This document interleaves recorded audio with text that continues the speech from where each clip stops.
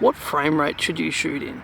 Well, there's a couple of things to take in consideration. One being a technical aspect and another being a creative aspect. Obviously, an important thing to know is what is a frame rate. So a frame rate is the amount of pictures that your camera captures per second so it can put it into a sequence of pictures to make a video. The first thing you want to think about when it comes to frame rate is post-production. So where are you going to be putting the video? Is it going to be broadcast on TV for sports, or is it going to be on YouTube?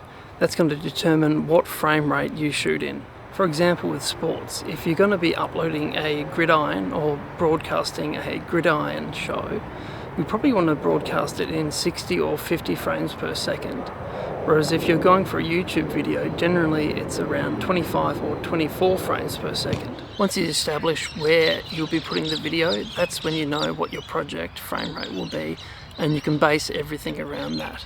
So for example, if you're going to be shooting slow-mo, you know that if it's going to be a 60 frame per second timeline, any slow-mo you need to do needs to be shot in 120 frames per second. Or if you want 5 times slow-mo and it's a 24p timeline, then you know you need to shoot in 120 frames per second for that as well. When it comes to the creative side, there's no actual rules that you have to follow. You can shoot everything in slow-mo if you really want to. It's your style.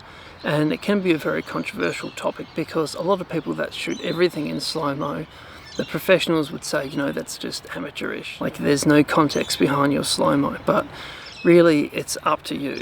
If you're going to be shooting narrative films, generally everything's going to be in 24 frames per second.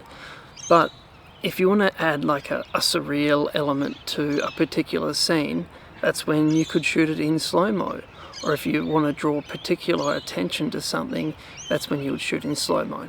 Another thing is, if you want to emulate old style film, you can actually shoot in 15 frames per second.